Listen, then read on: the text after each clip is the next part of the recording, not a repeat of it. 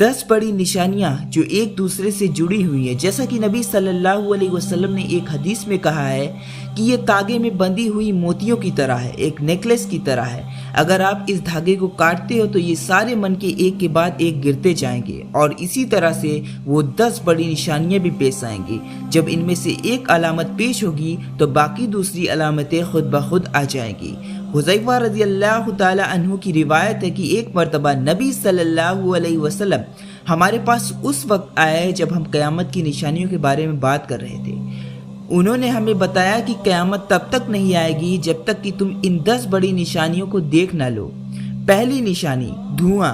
دوسری نشانی دجال، تیسری نشانی جانور، چوتھی نشانی مغرب سے یعنی ویسٹ سے سورج کا نکلنا، پانچویں نشانی عیسیٰ ابن مریم کا زمین پر اترنا، چھٹی نشانی یاجوج اور ماجوج کا نکلنا، اور باقی کی 3 جو ہے وہ زلزلوں کے اوپر ہیں کہ جو دنیا کو ہلا کر رکھ دیں گے۔ یہ 3 زلزلے ہوں گے، ایک مغرب یعنی ویسٹ میں آئے گا، دوسرا مشرق یعنی ایسٹ میں آئے گا، اور تیسرا عرب کے جزیروں میں آئے گا جسے عربین پیننسولا بھی کہتے ہیں۔ اور جو ان میں سے 10ویں نشانی ہوگی، جو آخری نشانی ہوگی، وہ ہوگی آگ، جو یمن سے شروع ہوگی اور وہ لوگوں کو جمع کرتی جائے گی اور ان کو قیامت کی جگہ جانے کے لیے مجبور کر دے گی، یعنی اس مقام کی طرف جہاں فیصلے کا دن مقرر ہوگا۔ یہ حدیث صحیح امام مسلم میں بیان کی گئی ہے۔ آخری زمانہ جو سب سے خطرناک وقت ہے جینے کے لیے، یہ وہ وقت ہے کہ جب انسان سب سے بڑی آزمائش سے آزمایا جائے گا۔ حتیٰ کہ نبیوں کے صحاباؤں کی بھی ایسی آزمائش کبھی نہیں ہوئی۔ اگر آپ آخری وقت میں جی رہے ہیں اور آپ دیکھ رہے ہیں کہ اونچی عمارتیں آپ کی آنکھوں کے سامنے بنائی جا رہی ہیں،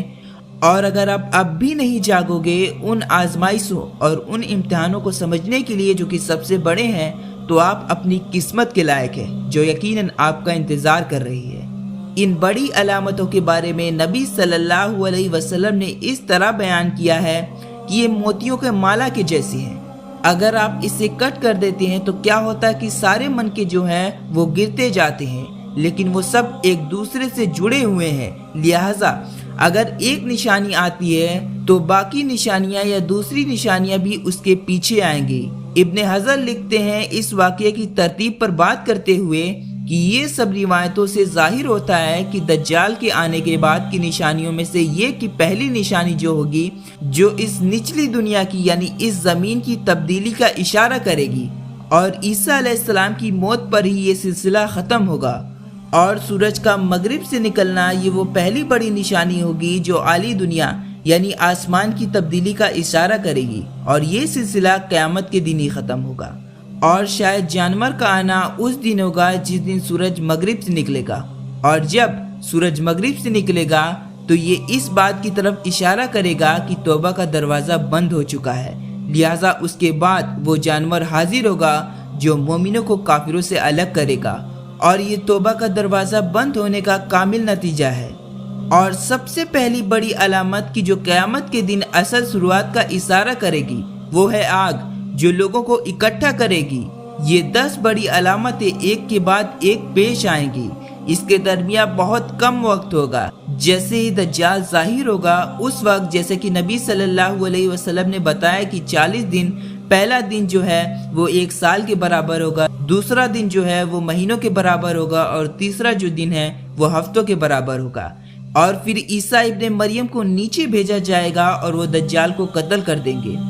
اور باقی علامتیں ایک کے بعد ایک پیش آئیں گی۔ ظاہر ہے کہ ہم اس وقت یا اس ٹائم لائن کے بارے میں نہیں جانتے، شاید وہ اسی سال ہوگا یا کچھ سالوں میں پیش آئے گا، یہ تو صرف اللہ ہی بہتر جانتا ہے۔ خیر، اللہ تعالی ہم سب کی حفاظت کرے، آمین، جزاک اللہ خیر۔